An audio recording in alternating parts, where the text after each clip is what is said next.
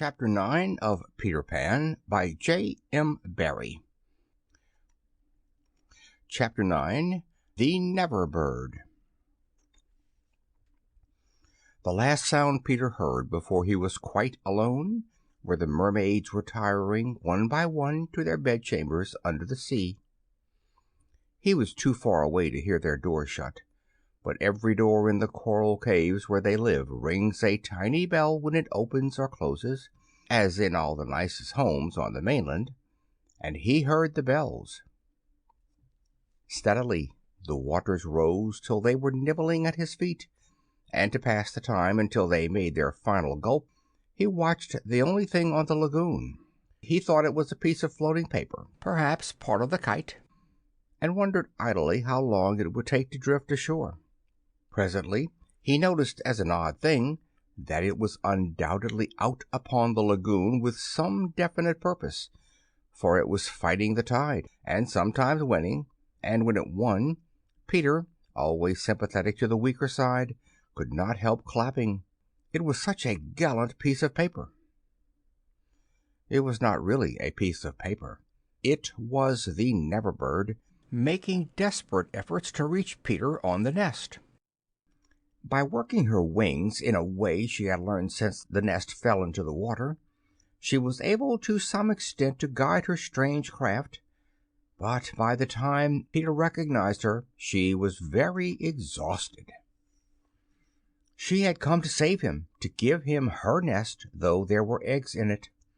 I rather wonder at the bird, for though he had been nice to her, he had also sometimes tormented her. I can suppose only that, like Mrs. Darling and the rest of them, she was melted because he had all his first teeth. She called out to him what she had come for, and he called out to her what she was doing there. But of course neither of them understood the other's language. In fanciful stories people can talk to the birds freely, and I wish for the moment I could pretend that this were such a story, and say that Peter replied intelligently to the Never Bird. But truth is best, and I want to tell you only what really happened. Well, not only could they not understand each other, but they forgot their manners. "I want you to get into the nest," the bird called, speaking as slowly and distinctly as possible, "and then you can drift ashore, but I am too tired to bring it any nearer, so you must try to swim to it." "What are you quacking about?" Peter answered. "Why don't you let the nest drift as usual?" "I want you," the bird said, and repeated it all over. Then Peter tried slow and distinct. "What are you quacking about?" and so on. The Never Bird became irritated. They have very short tempers. "You dunder-headed little jay," she screamed, "why don't you do as I tell you?" Peter felt that she was calling him names, and at a venture he retorted hotly, "So are you." Then, rather curiously, they both snapped out the same remark. "Shut up! Shut up!" Nevertheless, the bird was determined to save him if she could, and by one last mighty effort she propelled the nest against the rock. Then up she flew, deserting her eggs so as to make her meaning clear. Then at last he understood, and clutched the nest and waved his thanks to the bird as she fluttered overhead. It was not to receive his thanks, however, that she hung there in the sky. It was not even to watch him get into the nest. It was to see what he did with her eggs. There were 2 large white eggs, and Peter lifted them up and reflected. The bird covered her face with her wings so as not to see the last of them, but she could not help peeping between the feathers. I forget whether I have told you that there was a stave on the rock, driven into it by some buccaneers of long ago to mark the site of buried treasure. The children had discovered the glittering hoard, and when in a mischievous mood used to fling showers of moidores, diamonds, pearls, and pieces of 8 to the gulls, who pounced upon them for food and then flew away, raging at the scurvy trick that had been played upon them. The stave was still there, and on it Starkey had hung his hat, a deep tarpaulin, watertight with a broad brim.